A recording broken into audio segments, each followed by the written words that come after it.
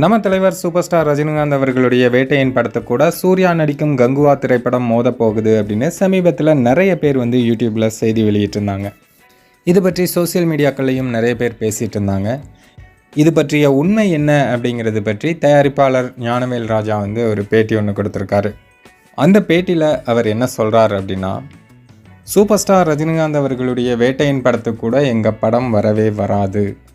அதாவது எமோஷ்னலாகவும் சரி அல்லது ப்ரொஃபஷ்னலாகவும் சரி அவர் படத்து கூட மோதுகிற அளவுக்குலாம் நாங்கள் பிளானே போடல.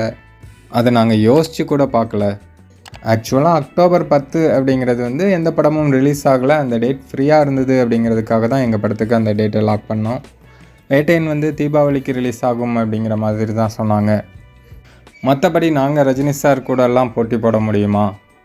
நான் ரொம்ப மதிக்கிற ஒரு மனிதர் அப்படின்னா அது ரஜினி சார் தான். ரஜினி சாரோட பர்த்டேக்கு தான் நான் ஆஞ்சநேயர் கோயிலுக்கு போய் 108 தடவை சுற்றி கும்பிடுவேன். 108 சுற்றுனதெல்லாம் ரஜினி சார் பர்த்டேக்கு தான்.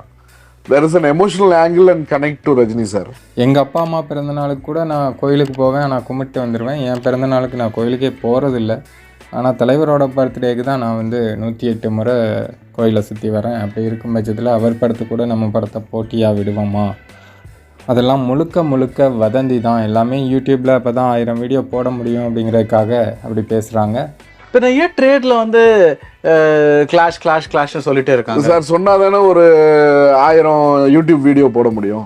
மற்றபடி ரஜினி சார் படத்து கூடலாம் நாங்கள் வரவே இல்லை அப்படின்ட்டு நம்ம ஞானவேல் ராஜா கிளியராக ஒரு ஸ்டேட்மெண்ட் கொடுத்துருக்காரு.